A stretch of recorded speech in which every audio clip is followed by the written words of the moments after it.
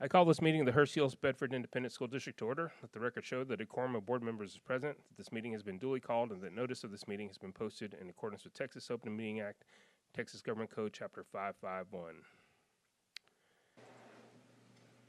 Tonight, the Board of Trustees is meeting in a called work session board meeting. The board welcomes and values input from the community. A single open forum will be provided during tonight's meeting to allow the public the opportunity to address the board. During this time, individuals may share comments or requests related to both agenda and non-agenda items. Those addressing the board are asked to limit their comments to 3 minutes per meeting. The speaker should identify their name, group affiliation, if any, and make a brief presentation with an identified solution if one is sought. Remarks should be addressed to the board as a whole. Oral presentations may not include charges against any employee or board member by name.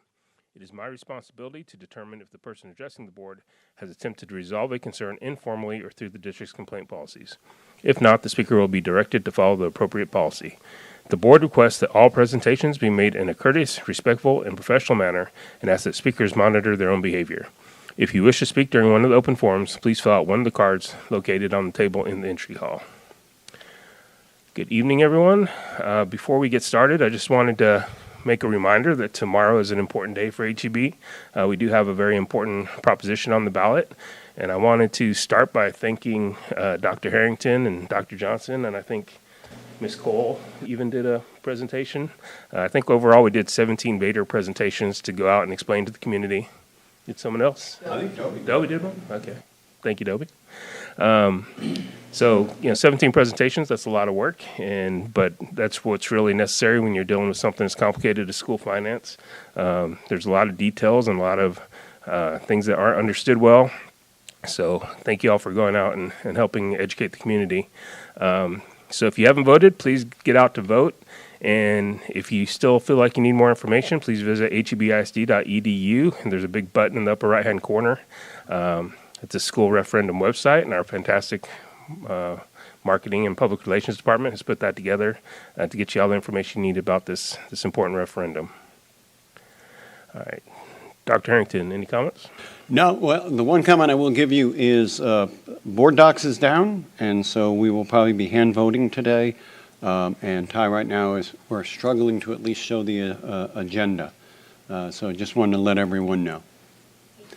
Other than that, I will add, before our next meeting, both our schools have, LD Bell performed, band performed prelims today, waiting on those results at the state marching contest, so we're excited about that. The other thing, Bell and Trinity plays and musicals next weekend. And so I think Trinity, Hadestown, and then Bell is doing the best Christmas pageant ever. So not this weekend, but next weekend, entertainment for all. All right. Sounds like fun. Yeah, I think we'll probably hear about 9:30 tonight what the results from state were, so or at least prelims. Yeah. All right, any clarifications? None at this time. All right, any cards for open forum? Then at this time, we're going to adjourn into closed session. Pursuant to Texas Open Meetings Act, Texas Government Code Chapter 551, the board will adjourn into closed session. Pursuant to sections 551.071, 551.072, 551.074, and 551.076.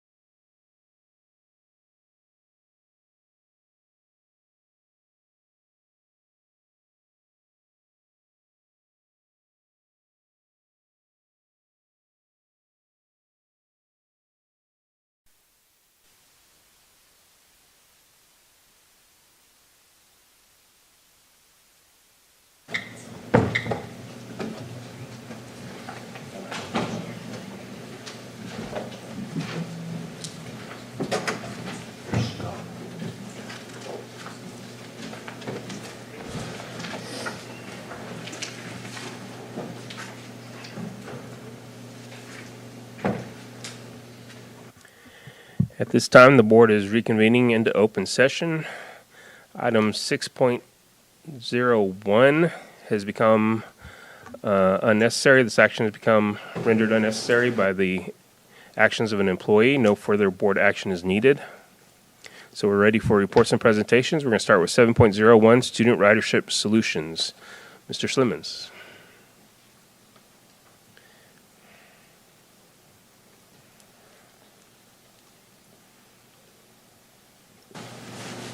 All right, good evening, everyone. I'm Justin Slimmons, Director of Transportation. Starting my third year with HEB, and during this time, we started implementing smart tags. So I'm excited to be here this evening to get to give you a little update about that. Do you want me to share? I can, thank you. Okay, so this aligns with our strategic plan for district priority, safety and well-being, the quality indicator being well-being for all students and staff. Another one is the district priority, effectiveness and efficiency, the quality indicator being efficient use of district resources. So let's discuss a little bit about why Smart Tag. Smart Tag is a modern, efficient system for monitoring student ridership and routing. It tracks when students get on and off of the bus, providing real-time data access for the district and parents to support a quick response and enhance student safety.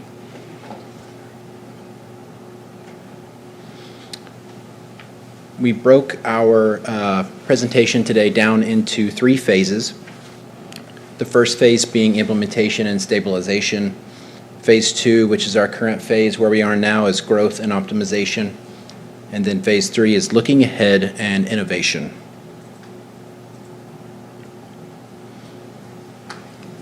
Can't really see the top of this. Okay. I'll know for next time to bring it down a little. Okay, so It looks good for us. oh, it does? Okay. So phase 1 is the implementation and stabilization. And this is just a brief little timeline here for you guys with what we were doing with the system when we initially purchased it and began our process. So for May through June of '24, we had our initial purchase, which worked its way into purchasing the equipment, the software that went along with it, converting our old routing system to our new routing system, and installing that hardware on our buses.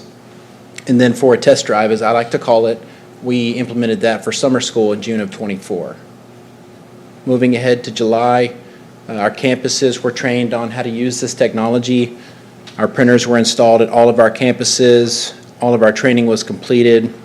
And then, if you can imagine, all of our supplies we received had to be distributed to all of our schools, tags, lanyards, and such. And then our admin team, of course, was trained. Moving forward to August of 2024, our in-service there for our drivers took place, and we system launched on the first day of school in August of 2024. We communicated the tag replacement procedure, which we'll talk about later. And then, of course, we did our full system launch. Fast forward to November, we waited from August to November to make sure that we had everything in order for our parents and our community so that we could launch the parent app, which was launched in November of 2024. During this time, we were fortunate enough to receive a couple of excellence awards from the vendor for our implementation skills, and then we wrapped up our implementation in May of 2025. So that's thanks to everybody involved in that process, safety and security, our campuses, transportation, of course, and everybody that went above and beyond to help us get this project going. So phase 2, as I mentioned earlier, is where we are now. And just to begin with that, effective for this school year, Smart Tag is required for all elementary students that ride the school bus. And then a combo ID badge is required for all secondary students. A combo ID badge is a combination of a photo ID and a Smart Tag. This initiative, developed with safety and security, achieves 2 outcomes. For secondary, it establishes a visible security standard across all of our secondary campuses, and it provides a vital emergency reunification tool. So for example, during an evacuation, if every student has to have an ID secondary with a photo on it, and it doubles as a Smart Tag, they're able to scan onto any bus, and we can have an active roster of where they are. So just for a little visual here, the elementary smart tag is kind of plain, just has a barcode at the bottom, first and last name, and of course a district logo. I just wanted to show you the elementary so you could see what we're doing in comparison with the combo ID badge. So here we have our junior high and our high school badges. If you'll notice, each badge has custom artwork for each campus with color coordinated there. And even our new TCC college has their custom badge as well.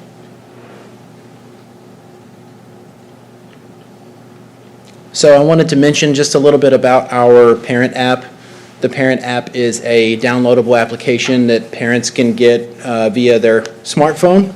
They're able to set the custom settings on their end and able to have those alerts come to them privately. You can change the settings on those alerts as far as tell me when my student gets on the bus, tell me when my student gets off of the bus, tell me when the bus is 2 to 10 minutes away.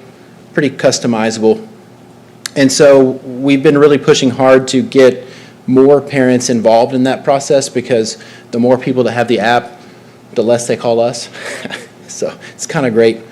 We started in November with 6 people, and we're at 1765 here in October of 2025, which is incredible. Yes, sir. I was going to say, this is really good. Can you give me any idea, Justin, how many parents or how many students ride the bus? Average daily, Mr. Dobie and I were just talking about it today, 4,200, 4,300. So almost half. I would like to have that number continue to climb. Good job. Thank you. Justin, is this 1765 number, is that a number of registered parents or the number of student riders that parent has under their household? That is a number that comes from parents who are registered on the system itself. Okay, so we have 1765 who could have multiple kids under our. That is correct. Or 4,500 kids who are. So do we have an idea of how many households have kids riding the bus that do not have the app downloaded? That's a great question. I don't have that answer tonight, but I can find that answer for you. I know that when they discover that there's an app, it's just a light bulb moment. And I think you're on it. There's multiple ways that parent guardians can access it, as far as primary parent, secondary parent, and who can download the app itself. But I can get that info for you. Okay, because we may be able to do some targeted Yes, sir. marketing. Of course. Great. So as you can see, we are showing a trend towards stronger family engagement. And of course, a lot of the app registration comes from our younger population. So continuing on phase 2 with our growth and optimization, we mentioned the secondary badge earlier, and I just wanted to make that clear that their ID badge is a smart tag in secondary. So they are required to wear a photo ID. And then July of 2025, Safety and Security and Transportation work together to distribute new color ribbon to all of our secondary campuses. So if you look back on the elementary badge, it prints in black, and our artwork, of course, prints in color. So we had to do a little change up of how those supplies got to them. Fast forward to August of 2025, transportation was featured on NBC5 Carter in the Classroom for our innovation of technology with school buses. Really fun time, and I had no idea how close the camera gets to your face, so it was great. So I was humbled to be a part of that. And fast forward to September of 2025, we're excited that the warehouse is going to help us with restocking our supplies. You can imagine students lose tags. So in that procurement of another tag, we're able to satisfy those orders thanks to the purchasing department. So thank you to Gary in purchasing. So this allows our campuses to order directly from our on-site stock, which reduces that turnover time to make sure that when you lose one, we have the method to give you another one. And then, of course, currently we are increasing tag retention. They kind of go hand in hand with the badge being required of secondary. That just helps us so they can have it for the bus. Reduced turnaround on routing students. What used to take 3 to 5 days now takes 24 hours to 2 days. Example, a student moves, we're able to get that information much quicker than we were with the old routing program.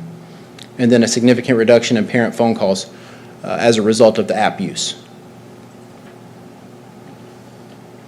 And then finally, phase 3 is looking ahead. Smart Tag is playing with AI route optimization, which I don't know how I feel about it just yet, but traffic predictive patterns and those kinds of things. So that's kind of exciting to look at. For a more immediate approach, field trip management module, which would already go basically hand in hand with what we have as a fleet. And then our fleet management module is another tool that they're looking at that we are kind of looking at as well. And then lastly, smart tablets on trips. What that means is we would like to see every field trip that leaves our district have a tablet on it with an active roster of where our students are to be able to have that accountability factor for out-of-town trips.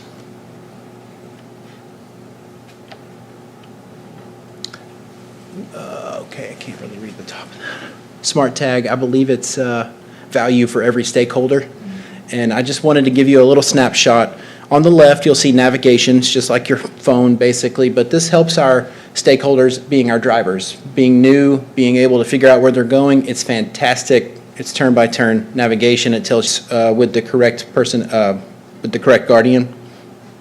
And then our campus portal on the far right, I want to clarify that the campuses can see our buses moving. Our parents in the app cannot.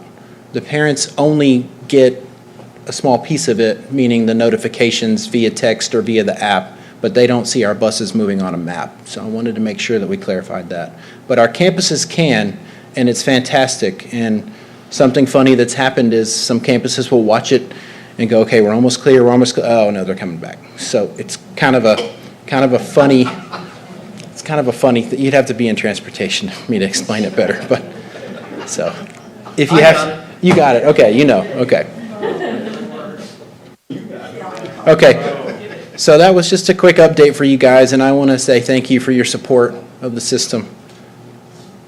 Do you guys have any questions for me? Thank you, Justin. Any questions? When you were talking about smart tablets on the trips, are you talking about a smart tablet for the bus driver or administratively, or what's the smart tablet on the trip for?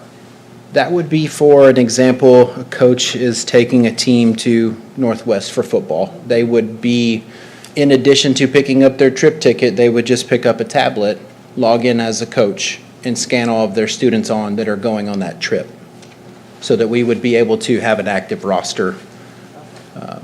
I used to do it in another district, but you're able to come home from a football game and mom and dad can say, okay, I know you're almost back to the school, Yeah. so I can come get you. Right. So it's kind of nice. Oh, that'd be good. Great. Any other questions? Any chance that as this becomes more popular and parents recognize that they can, have more transparency into what their kids are doing on the bus, where they are on the bus, that kind of thing, that ridership goes up? It's a great question. I would love to see ridership go up. I think that this tool being in place really gives a peace of mind to where they're supposed to be. We've seen those calls, or heard those calls, so. Is the app multilingual? Great question. I will get that answer for you as well. Okay, because that could help too, because Certainly. So right now, the parents are just getting a notification, like a text narrative notification. Does the app have the ability to show where the bus is to the parents, like to the administrators?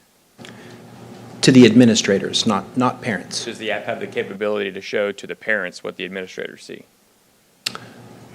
The app is pretty much locked down to only receive notifications that they set up based on the parameters they're given. So text message alerts, alerts within the app, when you got on the bus, when you got off of the bus. As far as the customizable stuff like that, the big difference is administrators and campuses can see exactly where the bus is on a map with a little bus moving on a GPS. Parents don't get to see that. They get, the parents, they get an updated ETA to the bus stop, correct? They can, yes. The Transportation Department can send out notifications to those parents registered for the app, and they can get notifications when we send them if a bus is late.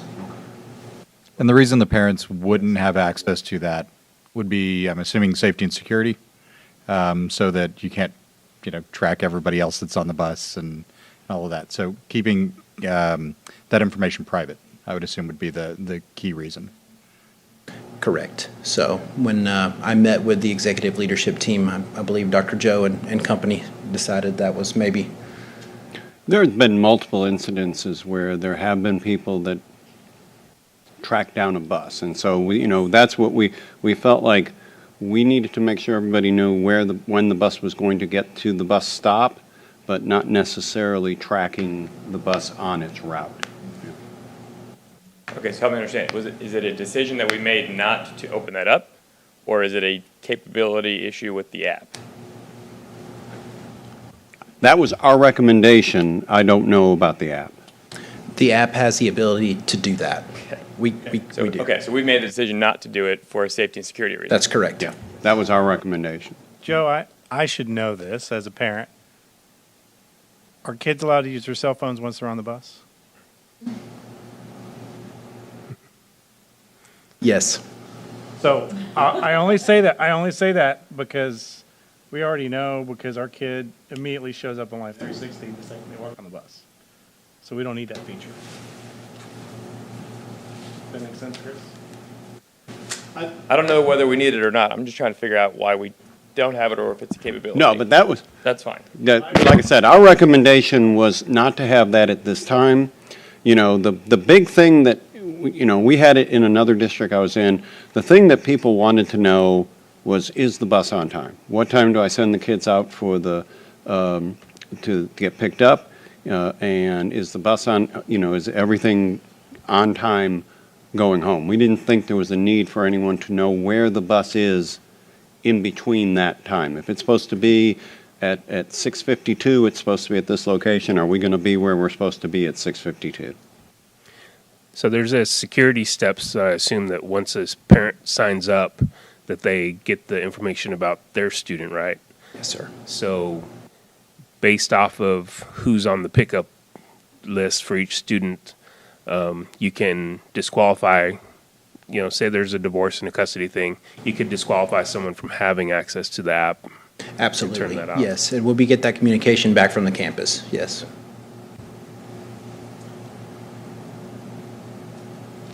Very informative. Great. Thank you, guys. Thank you, Justin. All right, next, 7.02, College Readiness Report. Dr. Norgard. Good evening. Last time I was in front of you, I was talking about our youngest learners, our pre-K students, and our K2 early literacy report, and talking about this is how they come in to us and we learn what to do. We're going to jump to the other side now and talk about, are they ready when they leave us? So our college readiness report is tied to our strategic plan in the area of CCMR, but we're really focused on the first C in this report specifically, are they college ready, which is one component of the CCMR. So we need to be sure we're all talking about the same thing and have a shared language when we say college readiness. This is tied to TSI, the Texas Success Initiative, which is the program. That is the program set up to determine for Texas public colleges if students coming in are ready for college level coursework, specifically in ELAR and mathematics. Now that may have impact in other areas of study, but that is what we're talking about in this area of college readiness. So to go along with the TSI program, there is an assessment, the TSIA, okay, we've got all the acronyms. Based on that assessment, students who don't reach certain benchmark scores are determined to be not college ready. So they can still come to the college, but they have to enroll in either developmental or co-requisite, a class that they take alongside the same time with college algebra, say. They pay tuition for those courses, and they get 0 credit hours. So we want our students to be college ready so that the first class they're enrolling for, they get credit. So TSIA, the assessment was updated in January of 2021, so officially you'll also see TSIA 2, our newest version. It includes a multiple choice section for ELA, there's an essay, and there's a multiple choice section for math. And so based on these different portions of the assessment, it's going to look at those benchmark scores. If a student is not college ready, it may move them beyond these 3 sections into a diagnostic test as well. Okay, you didn't do as well on the first round of math, we're going to ask you more math questions, or ELA, or possibly both.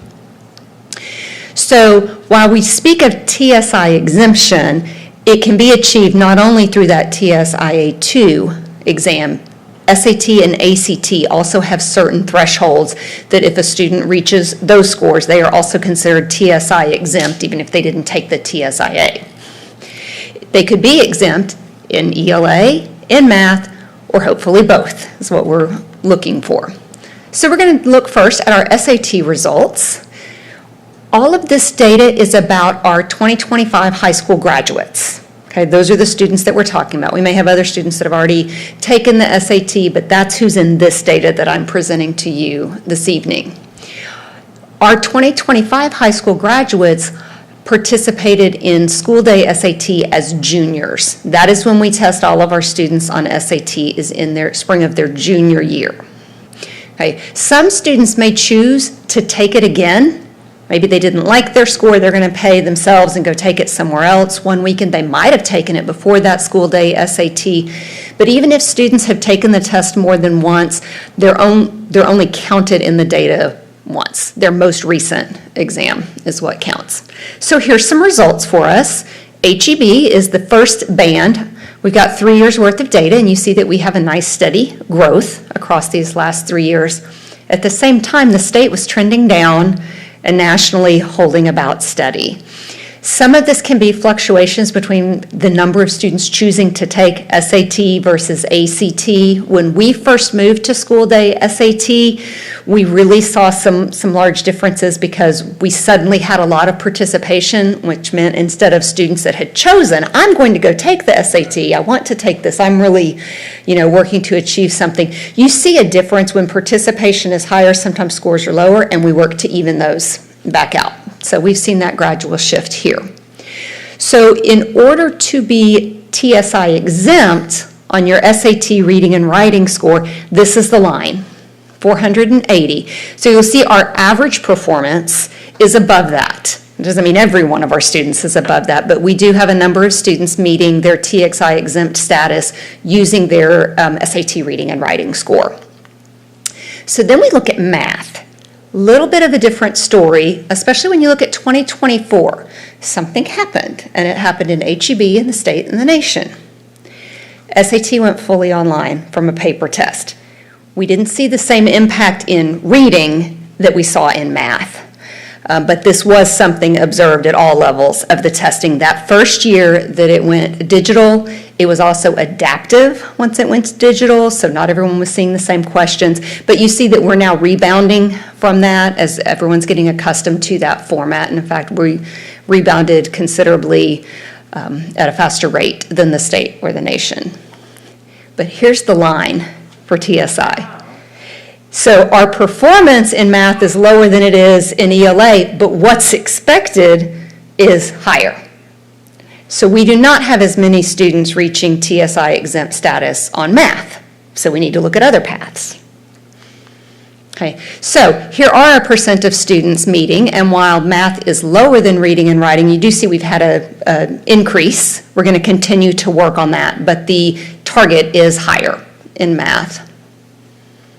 So that's all of our SAT. Any questions about SAT before I move to the next test? Yes, sir. Dr. Nordwright, so you're saying that if the student takes the SAT themselves, does that get reported back to us as the last time it was taken? Yes. Okay. Sometimes though they've taken it themselves and it's before their school day test. Right. If they took it fall of their junior year. And it depends on what the student is trying to achieve. It could be, they're working to master a certain score. We just recently recognized our national merit semifinalists. One of the things that they have to do to move from semifinalist to finalist and scholar is they have to have a commensurate SAT score. So sometimes those students want to be sure they have multiple attempts. Got it. So just for scale, between the tests that we're going to look at, Mm-hmm. so what, about 2,000 kids, 2,000 students? This particular data was 1,888 in this set. So Holly, just to make sure I'm Yes. bringing these two charts together. So our average on math is 492, which doesn't meet TSI, but 34% of our students reach the 530 mark. Is that- Yes. Okay. Yeah, but that's why the math is lower. We're not even to that target as our average performance versus reading where we are above. And these are percents of the graduating class, not percents of students that, well, for our SAT, we had school days, so they did all take it. But as we look at other tests, when we're talking about percents, we're talking about percents of the senior class that achieved TSI exempt on this exam. They did all take SAT if they were with us junior year. We may have had some seniors that transferred in. But our others, our ACT and TSI that we're about to look at, have smaller numbers of students testing on those tests. Any other SAT questions?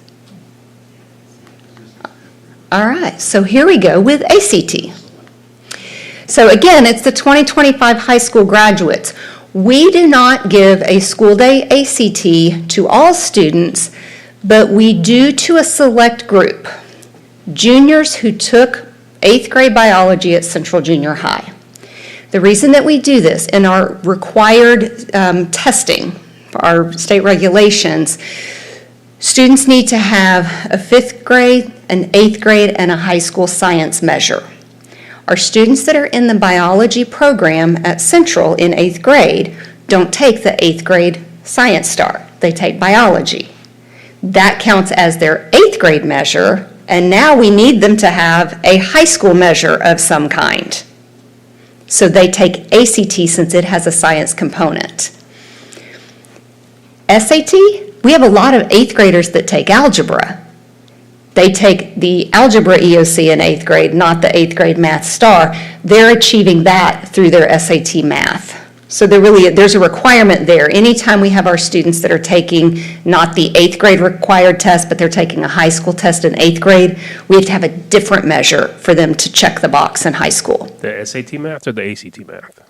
Sorry, our algebra students are getting it through SAT math. Okay. Our biology students from Central are getting it through ACT since there is no science on SAT. Okay, so does that make sense? It's a little different.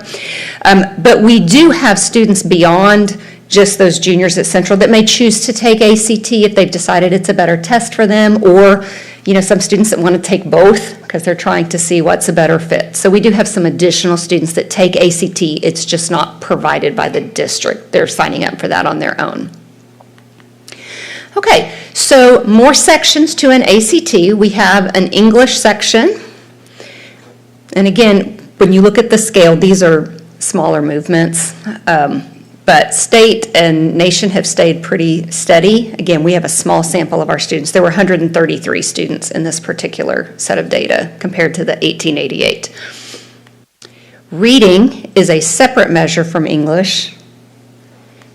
And then we're going to look at the combined English and reading because this is where TSI exemption comes in.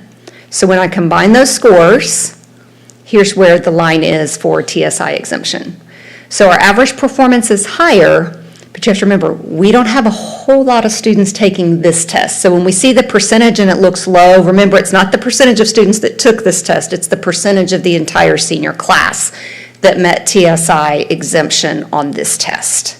So is it students who met it on this test but didn't meet it when they took the SAT as a junior? So there is some redundancy. What I'm going to talk about is students that met it here. A student might be in more than one in the separate numbers I'm giving you, but at the end I'm going to bring it all together and say this is how many students have met it. Some of them may have met it in more than one path. So for math, we see slight variation, and again, the state and the nation holding very steady on ACT performance. Here's the line to achieve TSI exempt from ACT math. And then we do have the science section, but it's not tied to our TSI exemption. So small percentage of the entire senior class meeting TSI through ACT.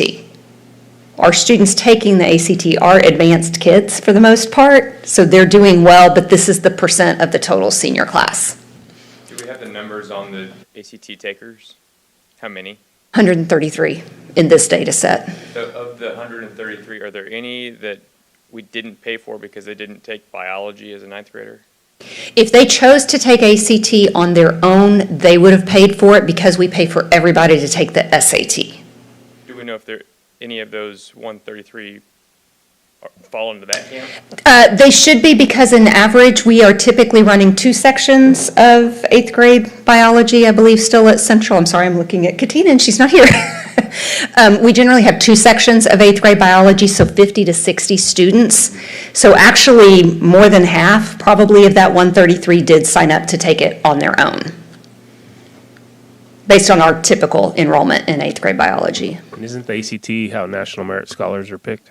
No. No? National Merit comes specifically from the 11th grade PSAT, the NMSQT, and Okay, PSAT, sorry. And in order to get, I mentioned this, but it may be more relevant right now to connecting to this.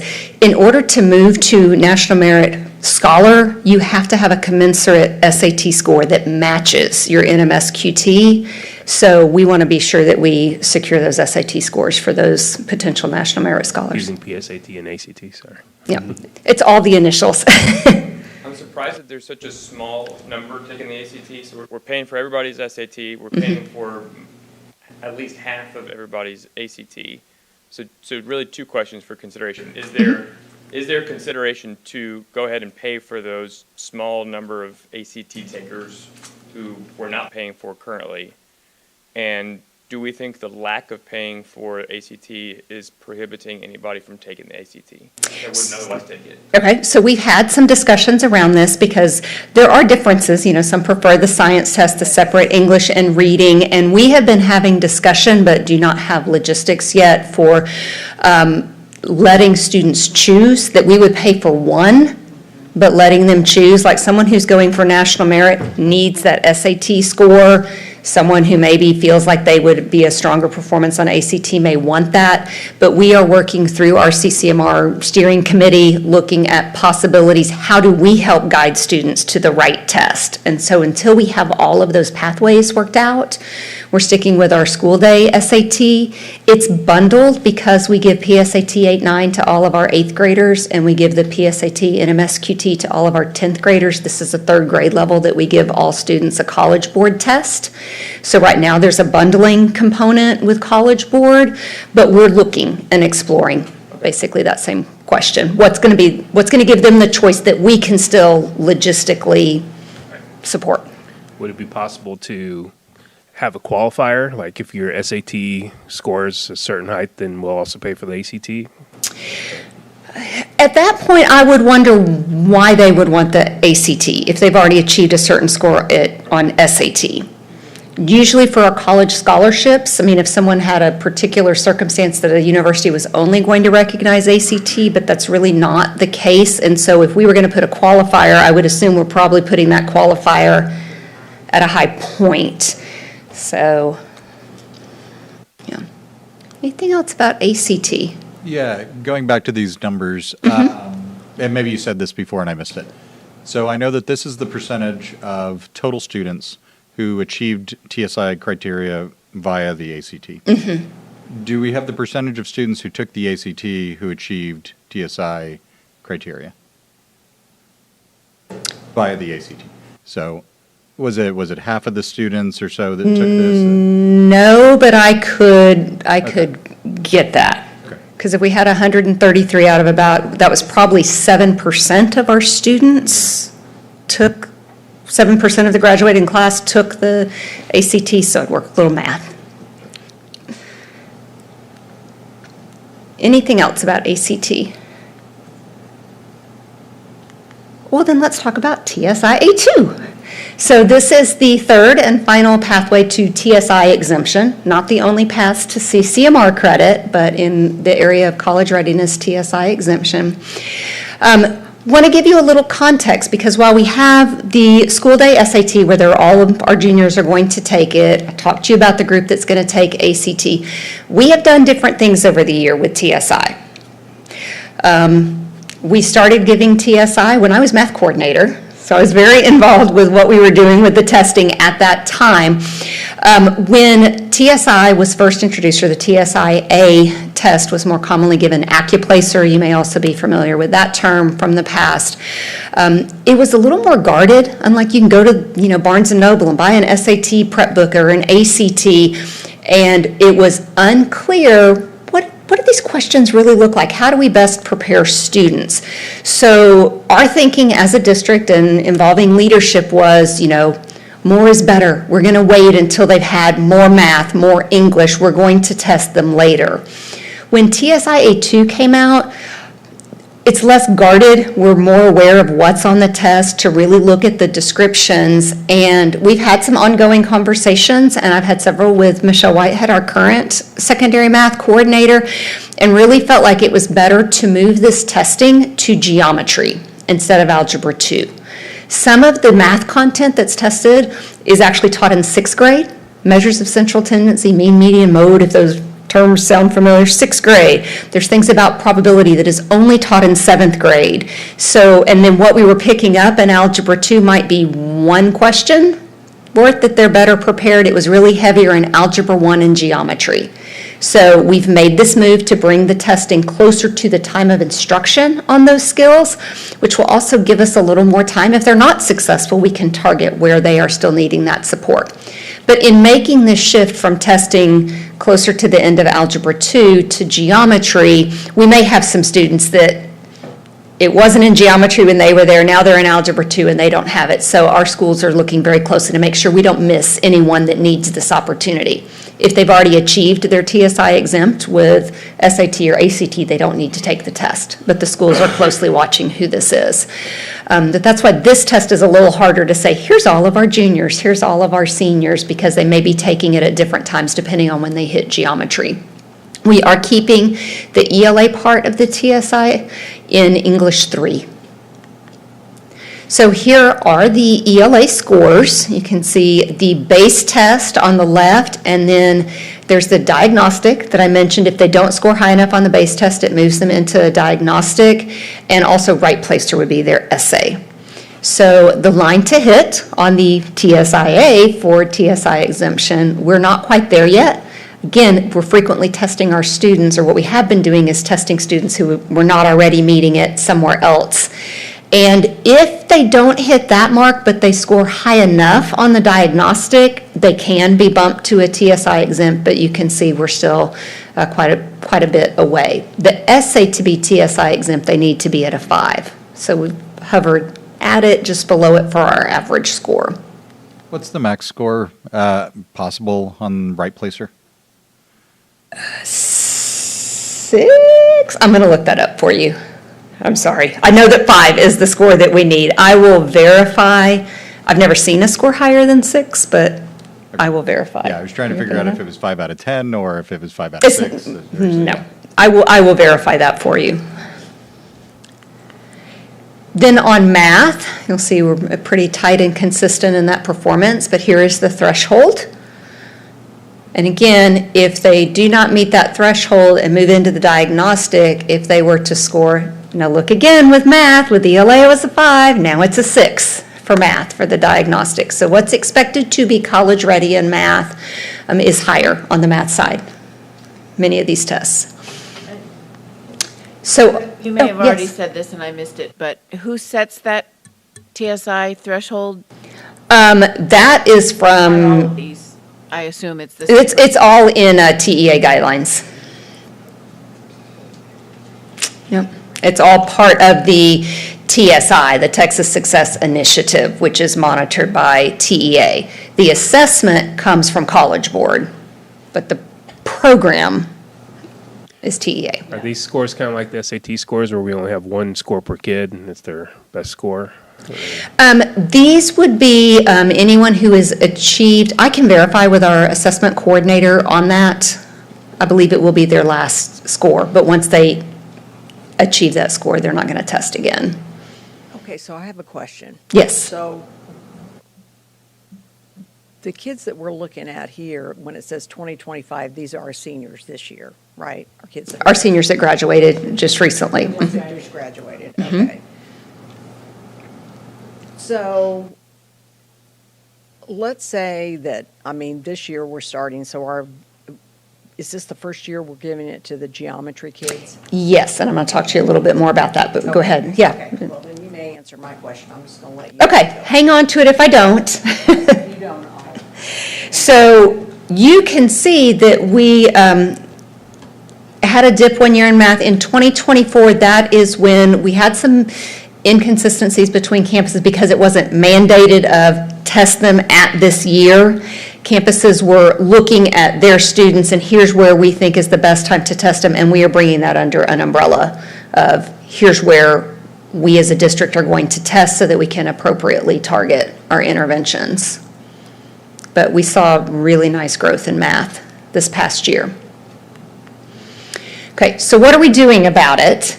So in math, because we specifically targeted geometry, the math department our district math department has created and shared with all of our high school geometry teachers these prep materials, how they spiral through a week, where they go as warm-ups, where they can be integrated with the appropriate content, because we did say geometry is a major portion of this exam, so let's tie it in. When you're teaching that concept, it's, and here's how that might look when you take this test. So we've had trainings with the teachers. The math department is receiving ongoing feedback from the teachers of, now our kids really struggle with this, is there another way to do that?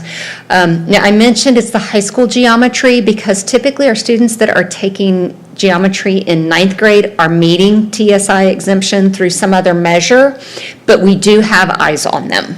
We will be watching to see if they do not meet, then we would make sure that they get an opportunity to take the TSI and have that support worked in.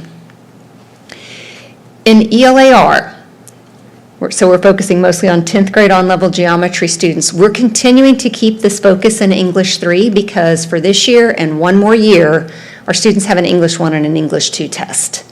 And so we want to keep the focus on English 1 in 9th grade, English 2 in 10th grade, and TSI in 11th grade. But next year, the 26-27 school year will be the last year that we give an English 2 EOC.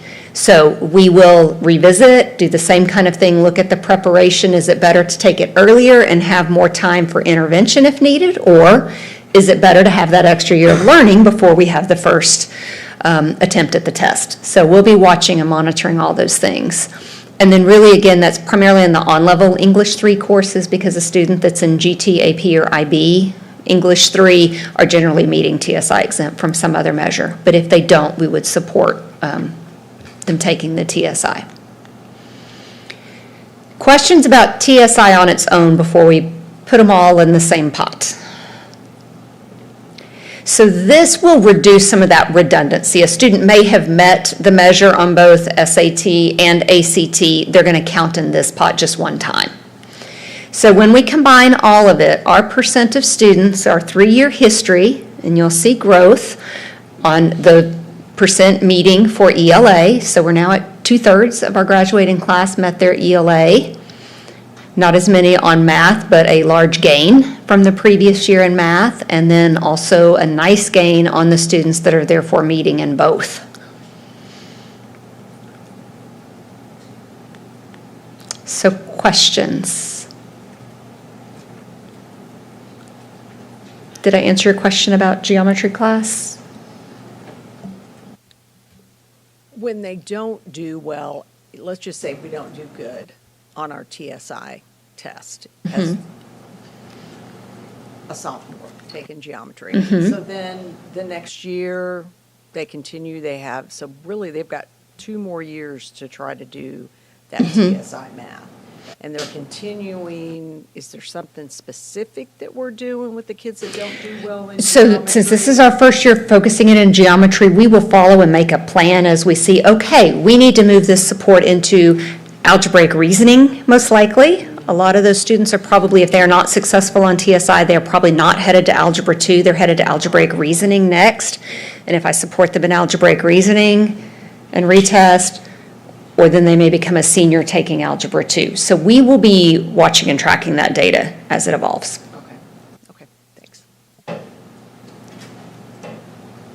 back one slide, Holly? Certainly. Which of these students get the CCMR check mark? They have, TSI? if they're going to get the check, Yeah. to get the check mark through TSI exempt, it would be both. So far right column, those 54, that's the TSI check mark. You don't get it from just one or the other. You got to get it on both. Correct. Right. They get the individual benefit of I passed, I can now take, I passed math, I can take college algebra, but I'm going to have to take a remedial or co-requisite for English. So the student may get some benefit by meeting just one, but for our CCMR measure, we need them to meet both. Okay. And you're showing some nice gains here. What do you think the primary drivers of that? I know you've got the instructional plans that are supporting performance and you put that in place. Do you think that's what's driving it, or is there something else? I think in the TSI test specifically, or are you talking about across all of them? Yeah, I'm just looking at, you've got more and more kids that are meeting the criteria. I think the TSI specifically is also an awareness for our teachers, because I do know when I was math coordinator, to know how to target, hey, I'm teaching surface area right now, let me be sure you see some things that look like this. So I think our teacher awareness helps, and providing the teachers with materials that are ready for them and that we know are aligned to the test has been a big part of that. Any additional questions? Thank you, Holly. Absolutely. All right, we are ready to review our monthly regular meeting board agenda items. 8.01, financial statements for the month of August 2025. Mr. Williams. Okay, good evening, Board. We will be looking at the August 31st, 2025 financials. This will be, of course, the last financial report for last fiscal year, the end of our last school year. And these numbers, of course, our auditors are still in the district going through stuff, but these numbers should line up really close to where they will land. They may make a few little adjustments here and there to different things, but these numbers should end up pretty close. They will. No, they should. They will end up pretty close. Let me clarify that. So with the general fund, we have a ending fund balance of $175,582,809. That represents expenditures over revenues in the amount of $2,720,475. That said, you got to remember where we started. We started with about a $20 million expected decrease to fund balance. So we made up a lot of that, most of it. And you have to also keep in mind, in February, the board, we transferred $7.1 million from the previous surplus from the previous fiscal year into our locally defined fund. So you take the 7.1, subtract the 2.7 expenditures over revenues, and we actually ended up the year really good shape, primarily due to interest revenue and then just extreme conservative budget spending. Our budget, leftover budget line items were actually a little more than they have run in past years, because we just really kind of watched what we were doing as closely as we could. So we also, as I said, investment revenue for this fund was $9.6 million for last year. Total expenditures as of 8/31, we were at 95.95% of the budget. So we had, like I say, a little bit of budget left over to help make up that difference. So the fund actually performed extremely well under the circumstances. So the general fund expenditure matrix, we had payroll of $196,284,080 for the period, which was at 86.7%. Utilities were at $5,246,637. That was 2.3%. Instructional supplies were at $3,278,377, 1.4%. And then other expenditures were at 1.4%, or $3,150,122, which, like I said, every month is mostly in property insurance. Child Nutrition Fund, we had a fund balance of $7,321,249. That's represented revenues over expenditures in the amount of $402,622. The total expenditures at 8/31 were at 89.49% of the budget. They continue to do very well in child nutrition. Debt Service Fund, of course, that closed out the year, $25,054,218 in fund balance. That represented revenue over expenditures of $805,512. We had a total debt service paid last year of $62,033,800, and we also had investment interest revenue in that fund of $2.19 million. Our money's making money for us. Tuition-based pre-K fund, we had a fund balance of $255,083. That's expenditures over revenues in the amount of $85,066. They were at 95.63% of budgeted. Total expenditures were at 104.80. Now, let me explain that a little bit, because these are preliminary numbers, and we expect an audit entry from our auditors that will adjust this somewhat.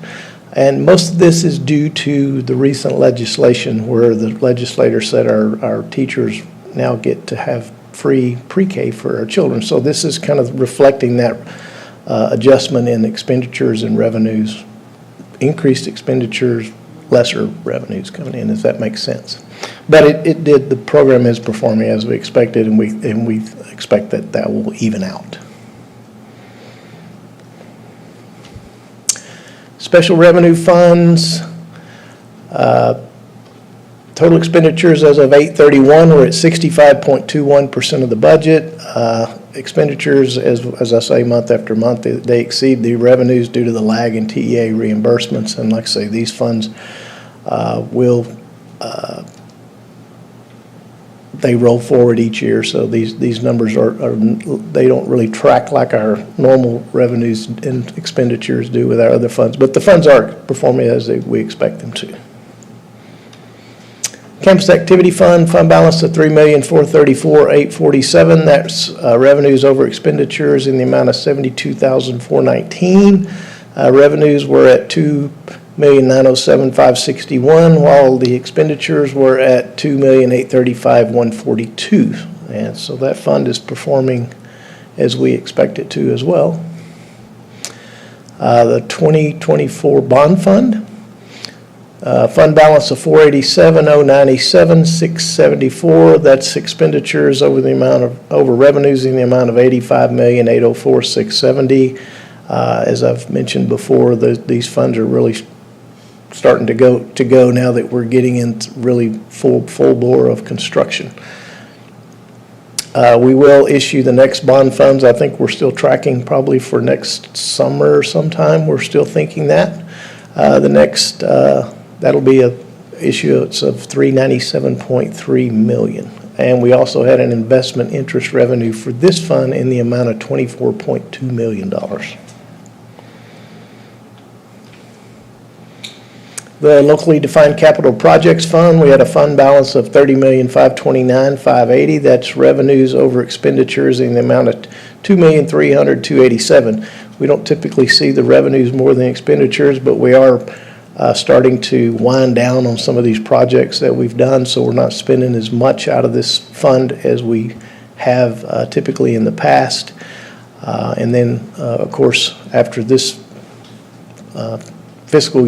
past fiscal year, we can also look at, we'll probably be talking to you in the future about whether we want to move some more money into this fund for some of the future projects we talked about at the last facilities meeting. So, but this fund is performing as we expect it to also. So, and that is it, unless you have some questions. Any questions on the financial statements? Joby, do we have a projection on the surplus that we expect for this year compared to that we rolled into the it'd basically be the difference in the 7.1 that we rolled in last year minus the 2.7 excess or expenditures over revenue, so it's like 4.8-ish. Okay. do you expect the recommendation will be to roll the entire amount into the locally defined capital projects fund? Yes, I would think that would be our recommendation. Can we go back to that point you brought up about pre-K and pre-K free for teachers? And that was a legislative thing. Yes. So was there a fund allocation from the legislature for that? Yes, that's what the expected adjustment we expect to see from our auditors. So there will be some. We don't know that it'll totally, it's kind of like everything they do. It's probably cost us a little more. Formula. Yeah, it's So a the formula, and students it'll cost us more than what we're getting in revenue for that to happen, so. Yeah, that might be helpful once we see all of that, Mr. Williams, if we have a little write-up about the differentiation, because that's something that Representative Bojani is very interested in. Yes, absolutely. We will get that. All right, any other questions on the financial statements? And let's move to 8.02, budget transfer and amendment request for November 2025.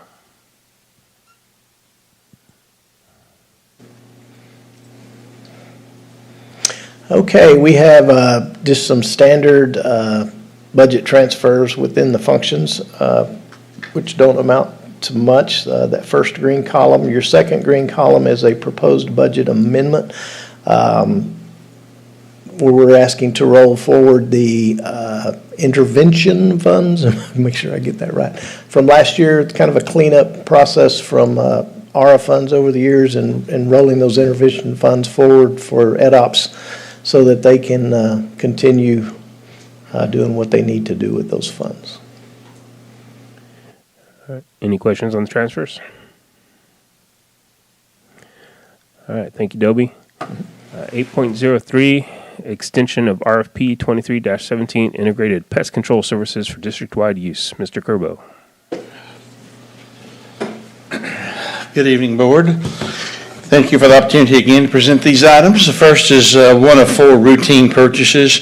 This is just to extend RFP 2317 for integrated pest services. We've had a marked improvement in pest control treatment over the last several years since the board approved this, and we've stirred up enough critters here with our construction. So we spent $131,600 something last year. We expect to probably spend more with few more property acquisitions. So won't be too much more, but we'll be able to utilize this agreement for that.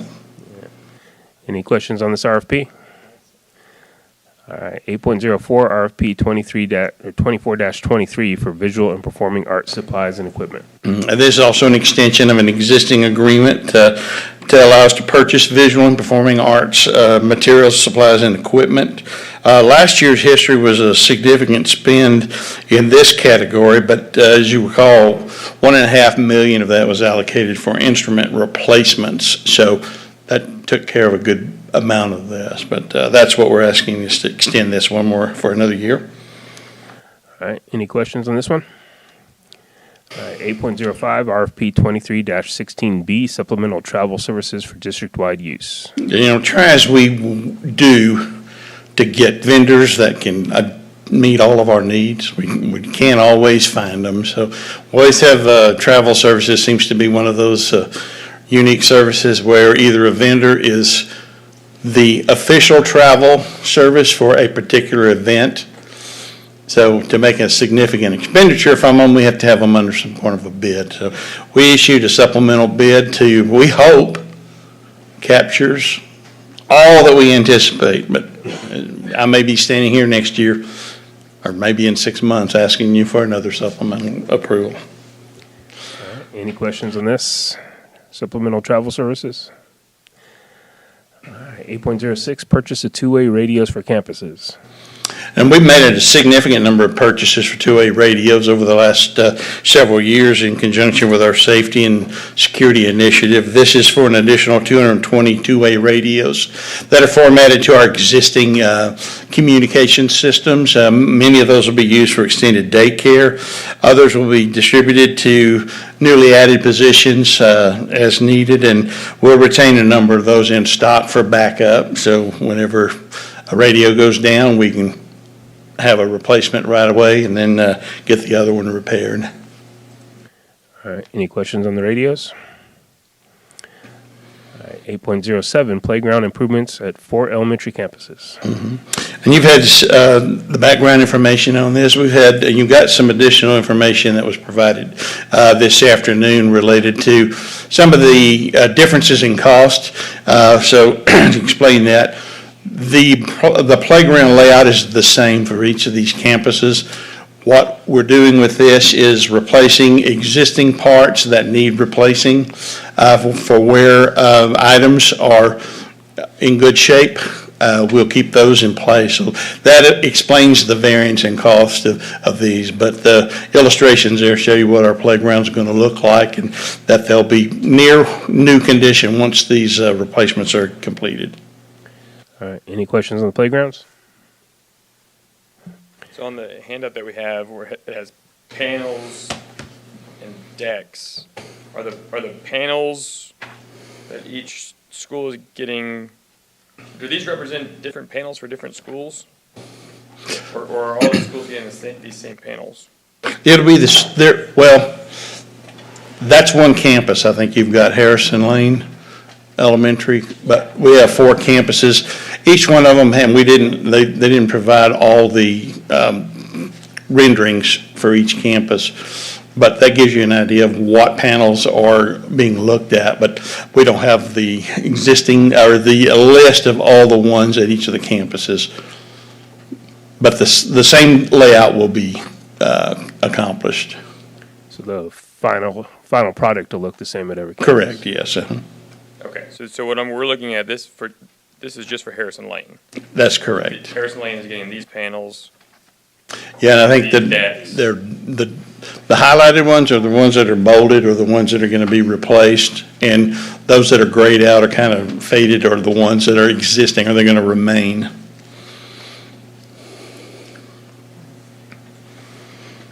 All right, any other questions on the playgrounds? All right, RFP 25-06 for Enterprise Resource Planning and Student Information Systems. Dr. Hopkins. Good evening.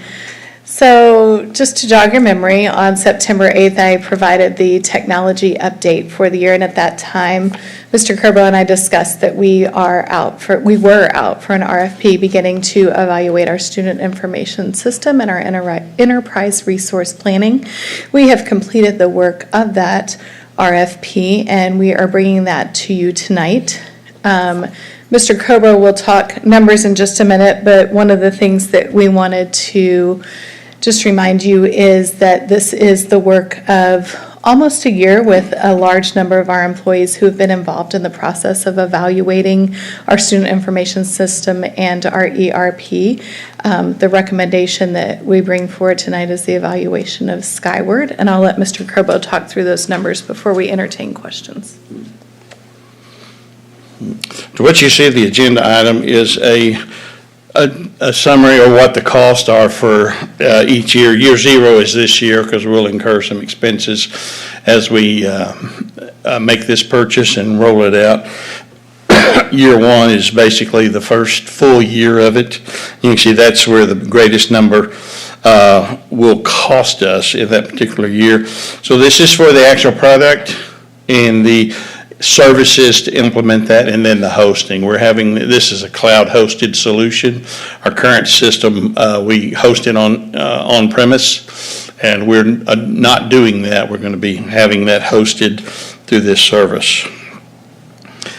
The numbers that you see on the attachment is the tabulation between the 3 finalist vendors, those that you see listed there. Skyward represents not only the best value, but what received the highest score from all committees. We evaluated these in teams because this is going to impact so many of our campuses, all of our campuses and our departments in using this. So it's important that we have as many eyes on this to see that the proposals that we received met or exceeded our specifications.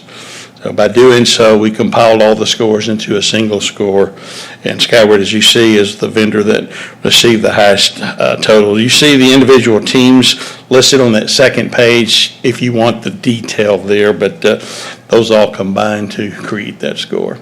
Is Skyward the only cloud-based one? I'm sorry? Was Skyward the only cloud-based option? No, they were all cloud-based. So the other two don't have hosting numbers. Yeah, and it's difficult to put a true side-by-side comparison because how people propose. You know, you can ask, you can, one of these days I'm going to structure an RFP that's going to get the perfect results, but you don't always do that, especially because there's so many different things that vendors consider when they're putting forth a proposal like this. So you have to massage it, look at what they're doing, what's included. Is this, all of these modules, are they options or are they fixed costs within that? So we put a lot of time into putting this tabulation together, so we feel certain about our recommendation. We've got a complete proposal, and that would be the best solution moving forward. A few more things just to help in your decision-making that we'd like to share with you about Skyward.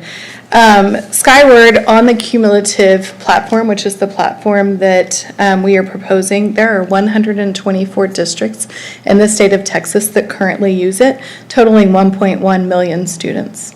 Out of the state of Texas, based on my memory of what the demographer shared with us last week, there's about 5 million students in the state of Texas. Out of all 5 million students in the state of Texas, 2.5, so about half of them are using Skyward. Their school districts are Skyward. Skyward has two versions. They have a legacy version, which is SMS, which they don't add clients to anymore, and then they have cumulative, which is what we are looking to become part of. So 2.5 million out of 5 million students are Skyward students. In addition, like Mr. Curbo said, we understand that this is a decision that will impact the entire district, teachers, students, and parents. It is something that we have been and will continue to create plans for on how we effectively communicate, train, and carry out the onboarding of our SIS and our ERP, and carefully provide updates for that process. I have some questions. Sure thing. All right, so how is this going to interface with Cognos? Are we still going to be able, I mean, how does that work? Right. So Skyward will have its own form of reporting, and what we understand is that we may need to recreate some of our Cognos reports into the Skyward platform, but because of the different platform, we'll have different terminology, but we'll still be able to, as Skyward says, data mine the information we need. We can still create custom reports for our district, and we can still provide information at our fingertips. Our programmers will work on a side-by-side comparison of what are the Cognos reports that we currently use and how do we need to make that information work for us in Skyward. So Cognos was pretty specific only, not everybody could write a Cognos report. Sure. So how is that going to work in Skyward? So Is it going to be the same thing where you're going to have some people who are trained to actually write those reports that you're data mining out of that, or? we will have, we have our current existing programming team, and we will have experts for some of the information. Other parts of the information will be more readily available and easily to access because of the updated system.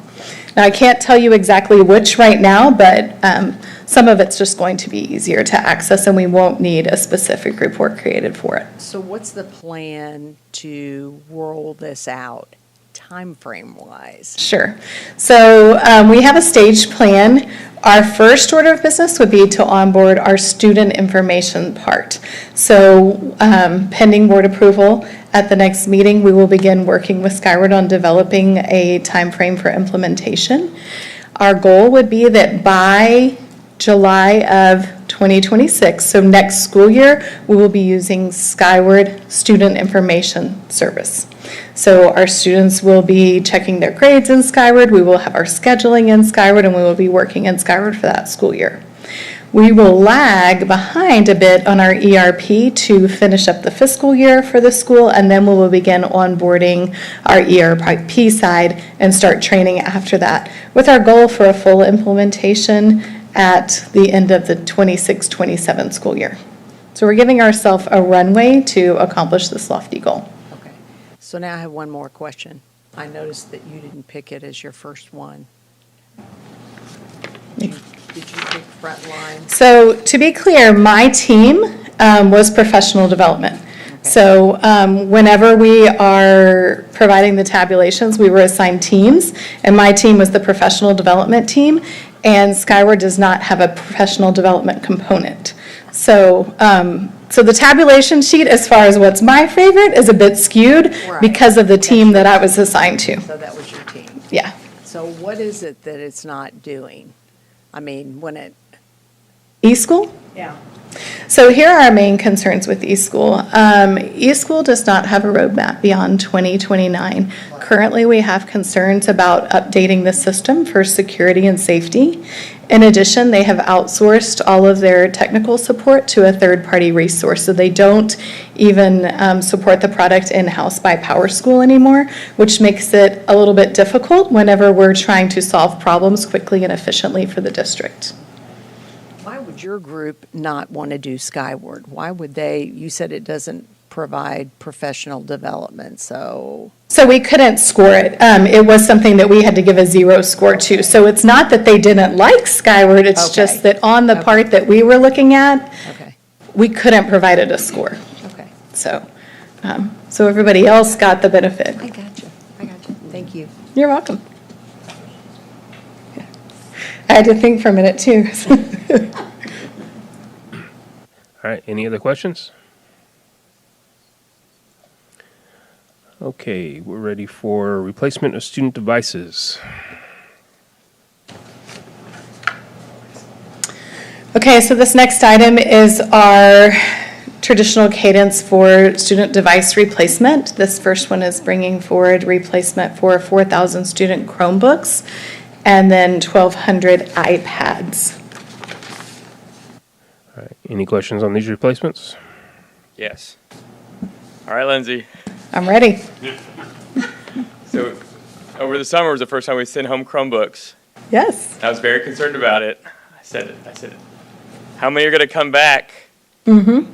How many are not going to come back? What did you find? So preliminary numbers, right now we're in the middle of our inventory. Our inventory will finish about November, right before Thanksgiving break. So official numbers will be in December. What we can tell you right now is that we have a loss of 500 devices. Now, historically, over the past 3 years, we have lost 500 to 600 devices per year. Now, when I say lost, that doesn't mean they're missing. That means they could be damaged, they could have been stolen, or something along those lines. Percent-wise, that is a 1.5% to 2% loss for our district. So while we don't love to stand up here and report that annually we take a hit on approximately 2% of our devices, what I can tell you is if you were to reference our technology improvement plan, part of our improvement plan is our processes, and one of the things that is on our list is to start a EII with Dr. Allen to look at replacement, a evaluation, innovation, improvement discussion so that we can look at what is our replacement cycle. Do we need to replace every 5 years? What is our loss prevention practice with that? So that is something that was already on our radar for the year and will continue to be on it. We have not completed it yet. Did sending them home and then realizing, okay, this kid didn't return with it, did it delay at all in issuing them the Chromebook for the school year? So it didn't, yes and no. So part of what delayed our practice was we also, in addition, tried to provide each student with the Chromebook that they had previously. So Lindsay Hopkins was in 4th grade at Stonegate, and so we left that device checked out to her, and then Lindsay transferred to Arbor Creek, and our system was showing, well, Lindsay has a device, but it was at Stonegate. Part of our planning with providing students the same device year over year is the pride that they will take in their device and making sure that they keep it nice and functional and really take care of it so that, 4 years from now, their device is really still in good condition. So we have worked through some CI processes and done some PDSA with our pass out to try to determine what was related to sending devices home and what was related to the additional change of giving the same device back to the student. And so we're going to refine those practices. In January, we meet with our technology advisory team, which is made up of elementary and secondary principals. We met today, but then we're meeting in January, and in January, we're going to start talking about end of year and beginning of year procedures. And so that's on our agenda for January and March so that we can refine those practices for campuses. And there were multiple emails that went out over the summer saying if you need a repair to Yes. your Chromebook, bring it in. We've got repair folks ready to repair your devices. Yes. Did we have anybody take us up on that? Do we have numbers on that? I don't have the numbers, but I can get those for you, but we did have individuals take advantage of that. Part of our thinking with that is usually at the beginning of the year, we are hit with a number of devices. Our experience was secondary because they were the ones who have always taken theirs home for the summer, but students don't think about it, and then they come in at the beginning of the year, our repair shop is very busy. So our plan was if we can get ahead of this and kind of spread out our repairs, one, it'll help us budget more effectively, plan more effectively for resources, and make sure that our students have devices back in their hands. So our students and families did take advantage of it. We had people coming in to the Pat May Center throughout the summer. We'd see a spike when we sent the email, and then we were able to repair those devices and get them back out to the students. You're welcome. All right, any other questions on student devices? All right, what about administrative devices? So again, this is our 5-year replacement cycle for our teacher and staff member. They're called administrative, but it's not just for administrators, but any staff members. All right, any questions on these devices? They brought theirs back after the summer.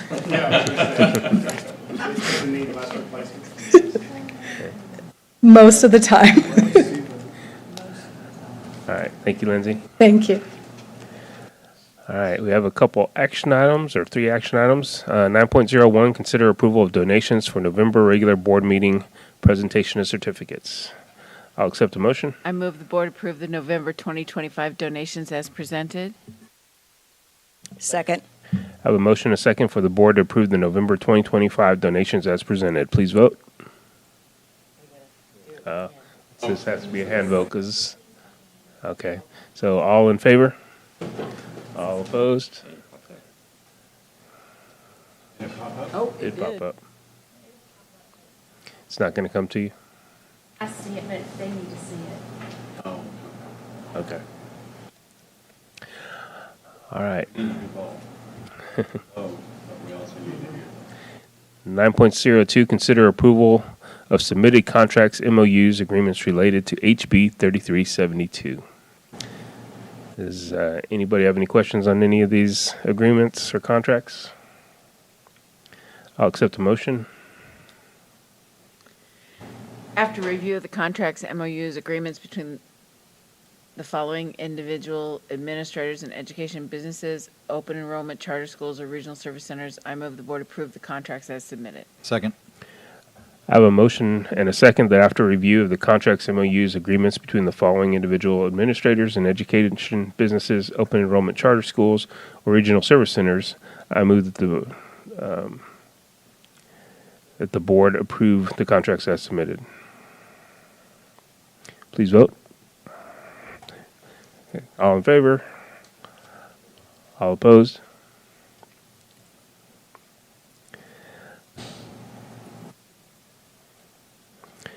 All right, 9.03, consider approval of revisions to board policy DEC local compensation and benefits, leaves and absences. Ms. Tuttle?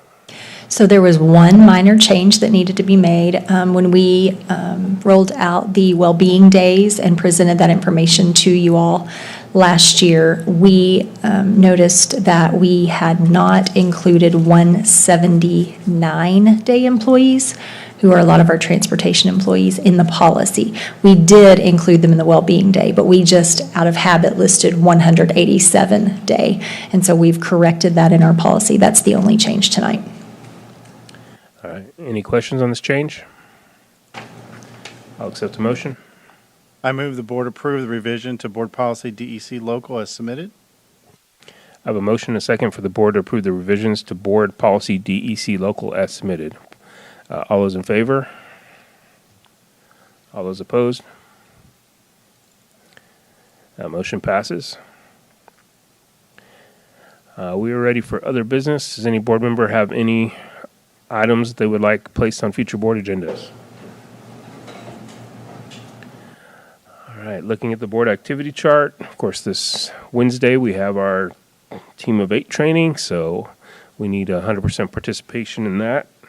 So we'll see y'all on Wednesday. And then, of course, we got the big football game on Thursday, so I'm sure I'll see most of you there. Everything else on the activity chart looks pretty good. Again, another reminder for everyone to go out and vote. Tomorrow's an important day. It's way at the bottom of the ballot, so be patient and work your way through and get to it. I will accept a motion to adjourn. So moved. Second. We are adjourned.